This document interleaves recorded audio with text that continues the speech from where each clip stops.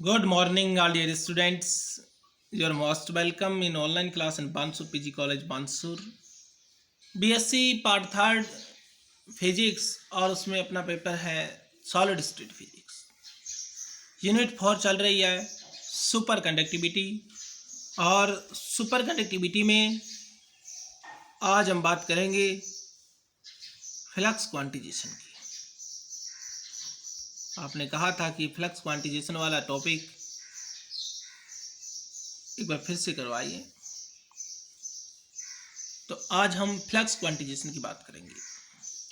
अभिभा क्वांटीकरण।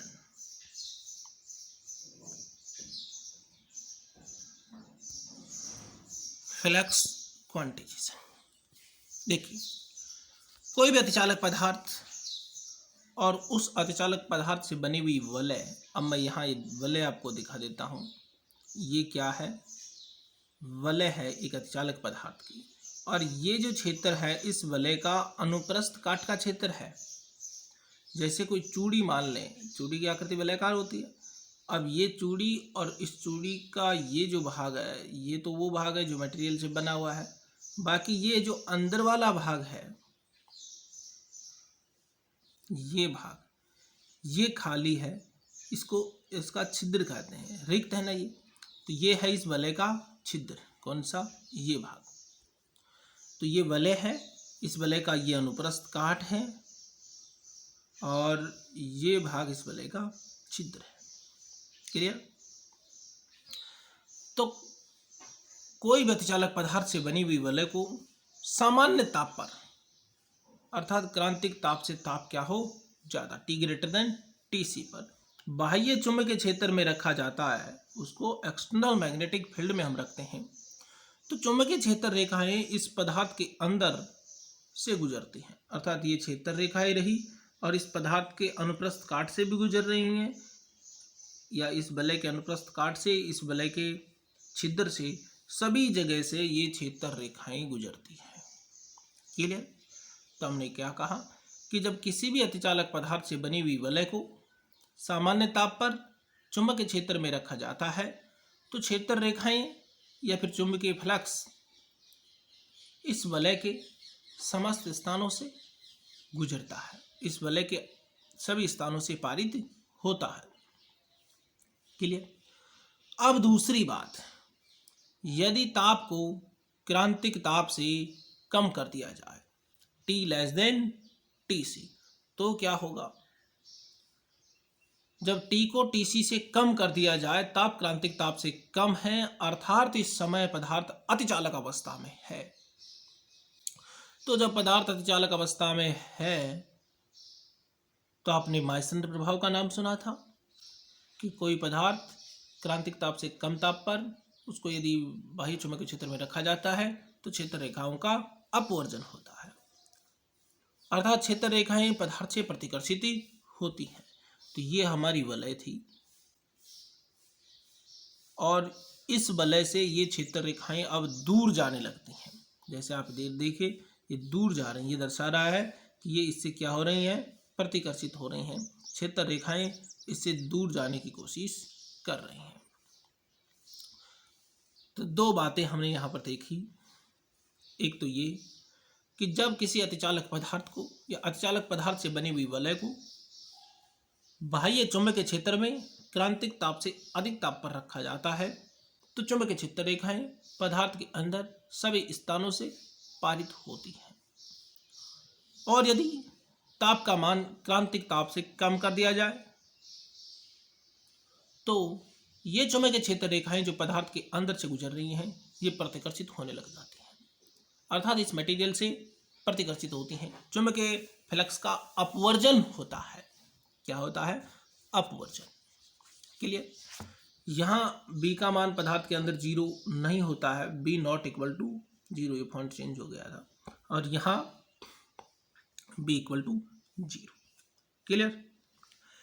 अब यहाँ पर देखने वाली बात ये है कि ये वलय है, और इस वलय के छिद्र में, अर्थात इस जगह, इस वलय के छिद्र में, यहाँ तो चुंबकीय फ्लक्स B का मान 0 नहीं है, लेकिन यहाँ इस वलय के छिद्र को देखिए, ये तो बात है, क्रांतिक ताप से कम ताप पर पदार्थ अतिचालक है और यह है इस वलय का छिद्र।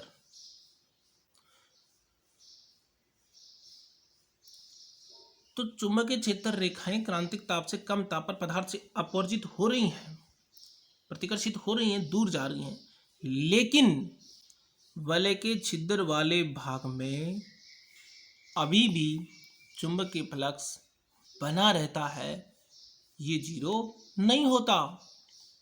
आप यदि बाह्य चुंबकीय क्षेत्र को जीरो भी कर दें तो भी इस वलय के छिद्र वाले भाग में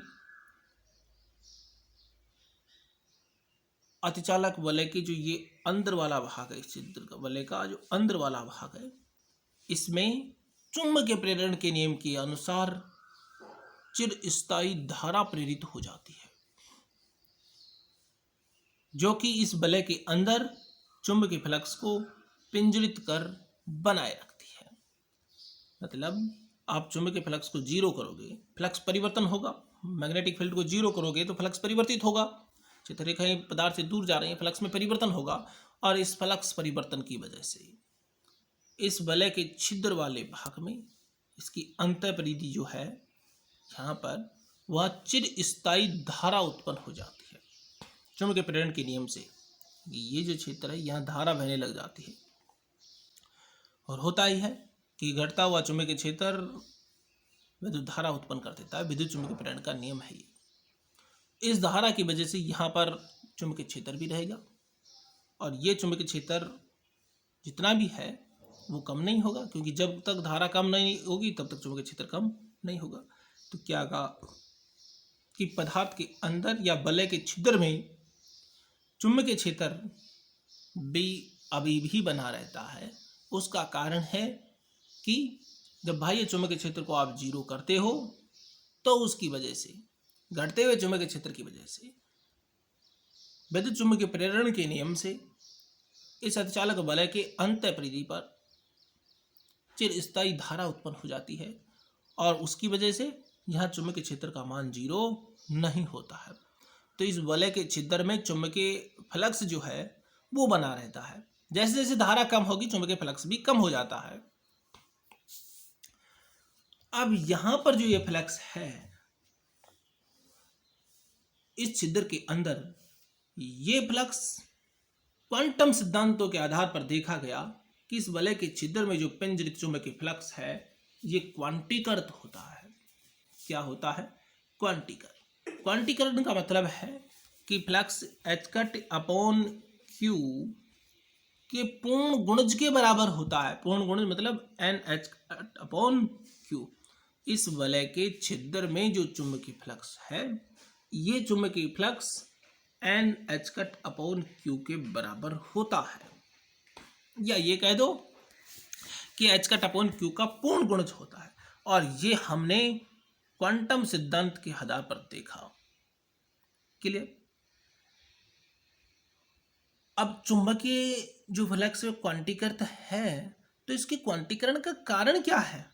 उस कारण को अब हम देखते हैं कि वलय के छिद्र के अंदर जो चुंबकीय फ्लक्स है ये क्वांटीकृत है, अर्थात एच कट अपॉन क्यू के पूर्ण गुणज के बराबर है।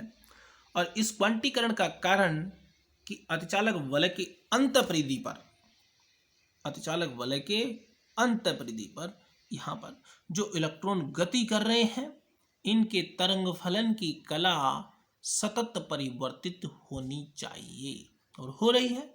इलेक्ट्रॉन गति कर रहे हैं तो इनके तरंग फलन की कला परिवर्तित हो रही है कि नहीं हो रही? तो इनके तरंग फलन की कला सतत परिवर्तित होनी चाहिए,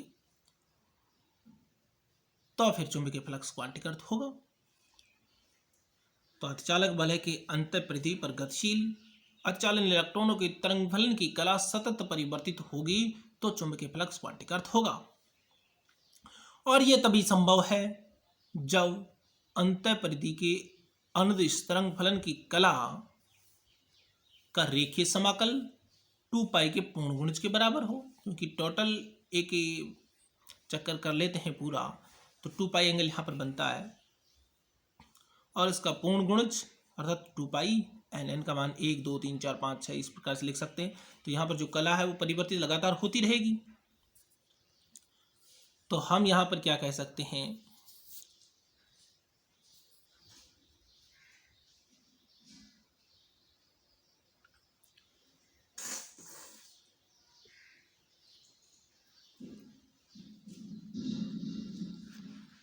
कि चुंबकीय फ्लक्स के क्वांटीकरण का कारण है कि अतिचालक वलय के अंतः परिधि पर गतिशील अतिचालन इलेक्ट्रॉनों के तरंग फलन की कला सतत परिवर्तित होनी चाहिए, और ये तभी संभव है जब अंतः परिधि की अनुदिश तरंग फलन की कला का रेखीय समाकलन 2 पाई के पूर्ण गुणज के बराबर हो।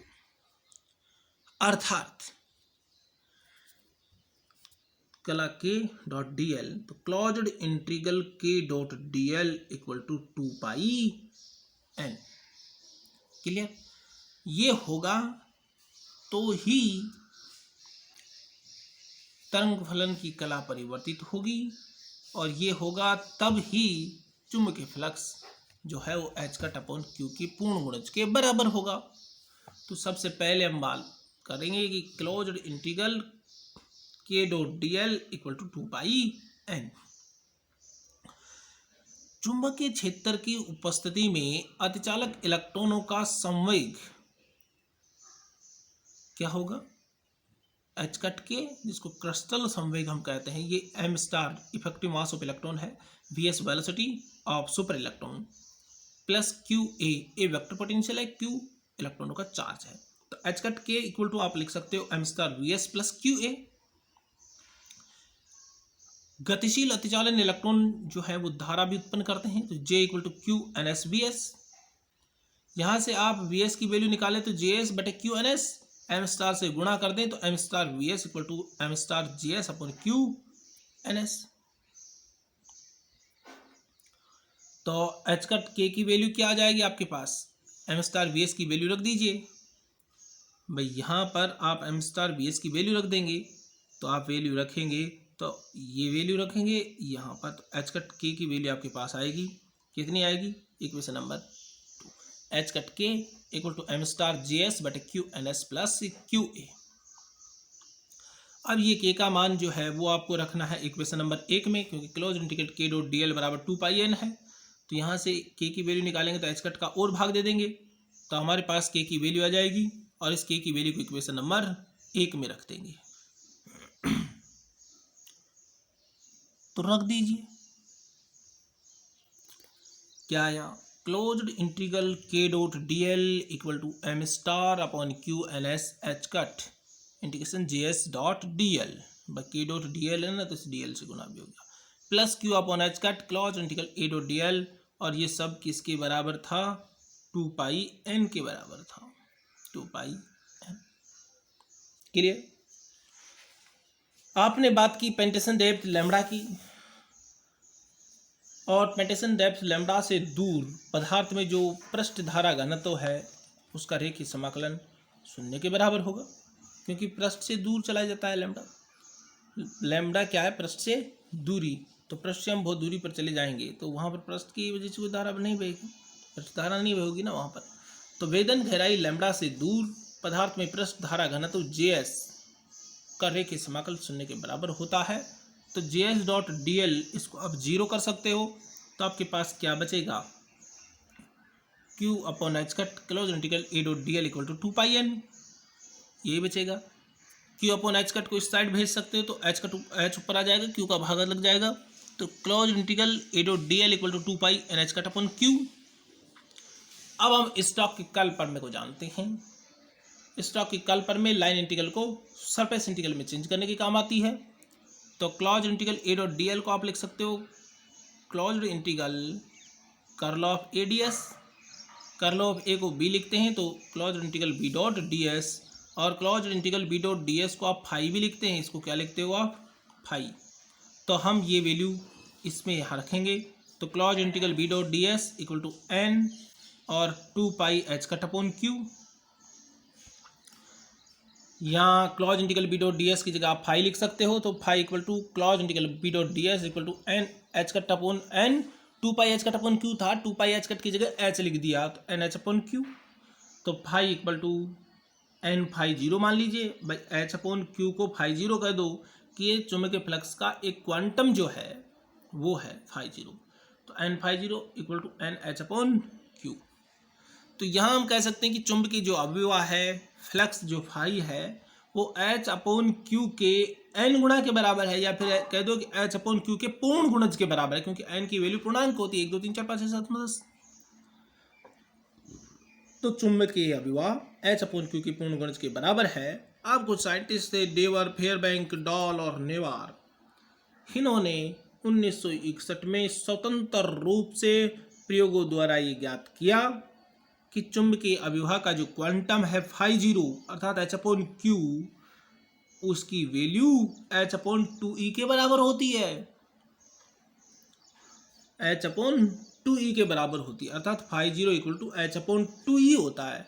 हमने लिखा एच अपॉन क्यू, लेकिन उन्होंने प्रयोगों द्वारा ज्ञात किया कि ये एच अपॉन क्यू की जगह एच अपॉन 2e होता है, अर्थात अर्धचालक अवस्था में जो क्यू है वो 2e के बराबर होगा, मतलब 2 इलेक्ट्रॉन एक साथ रहते होंगे, इसका मतलब यही लगाया जा सकता है। और यहाँ से हम वैल्यू निकालते हैं तो फाई जीरो की वैल्यू आती है 2.06 इंटू 10⁻⁻15 वेबर। और ये जो है चुंबकीय फ्लक्स का एक क्वांटम है, इस क्वांटम को हम फ्लक्साइड कहते हैं। ये चुंबकीय फ्लक्स का क्वांटम है, इसको आप क्या कहते हो, फ्लक्साइड कहते हैं।